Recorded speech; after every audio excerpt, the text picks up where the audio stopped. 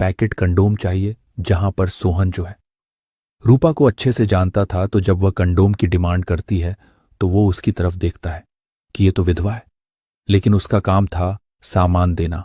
वो तुरंत पैकेट लाकर दे देता और हंसने लगता है। इस तरह से रूपा अगले दिन भी आती है, और जब कोई कस्टमर उसकी दुकान पर नहीं होता था, दोपहर का सुनसान समय होता था, तभी वो रूपा आ जाती थी और उसकी दुकान पर ये सामान लेकर चली जाती थी। अब सोहन के मन में सवाल आता है कि अगर कल रूपा इस तरीके से आई तो मैं उससे जरूर क्वेश्चन करूंगा कि इतने सारे कंडोम का आखिर वो करती क्या है। इन तमाम बातों को लेकर जो लड़का था वो सोचता रहा है।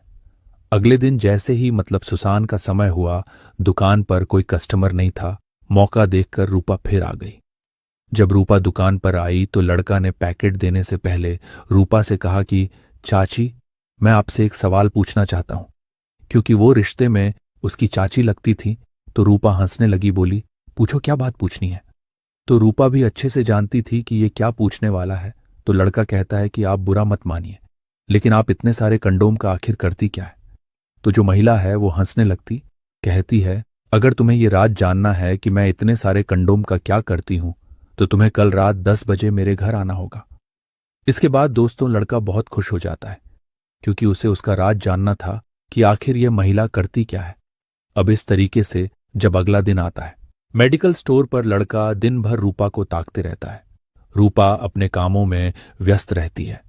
जब शाम का समय होता है तो रूपा की जो माँ है, यानी सासू माँ, जिनका नाम निर्मला था, वो अपने पोते बबलू को लेकर एक रिश्तेदारी में चली जाती है।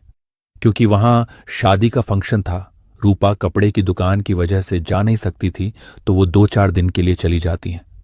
अब रात के करीबन 9:30 का समय होता है। जो लड़का था अपनी जल्दी से दुकान बंद करता है और रूपा के घर के अंदर घुसता है। अंदर घुसता है तो रूपा उस लड़के को देखती है, हाथ पकड़कर कमरे में ले जाती है। वहां पर लड़का पूछता है कि अब तुम्हें बताना होगा कि तुम इतने कंडोम के क्या करती हो। तो महिला जो है हंसने लगती है और कहती है कि मैं इन कंडोम का कुछ नहीं करती हूं, मेरे पास इनका कुछ भी काम नहीं है। मैं तो बस एक कंडोम खरीदना एक बहाना था।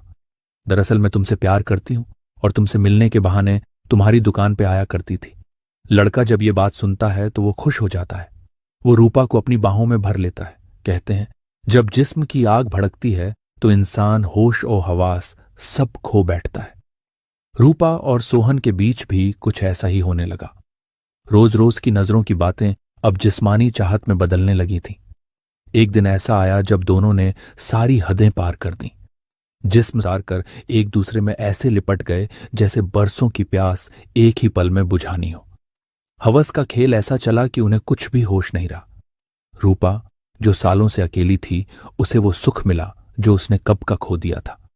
जो कभी उसका पति उसे महसूस कराता था, वही एहसास आज इस जवान लड़के ने उसे दिला दिया। रात भर यह सिलसिला चलता रहा। एक दूसरे को खोने और पाने की हद तक दोनों डूब चुके थे। और फिर जब रात गहरी हो गई तो सोहन चुपचाप रूपा के कमरे से निकल गया। पीछे छोड़ गया धड़कती सांसें और सिलसिला बनते एक नए रिश्ते का।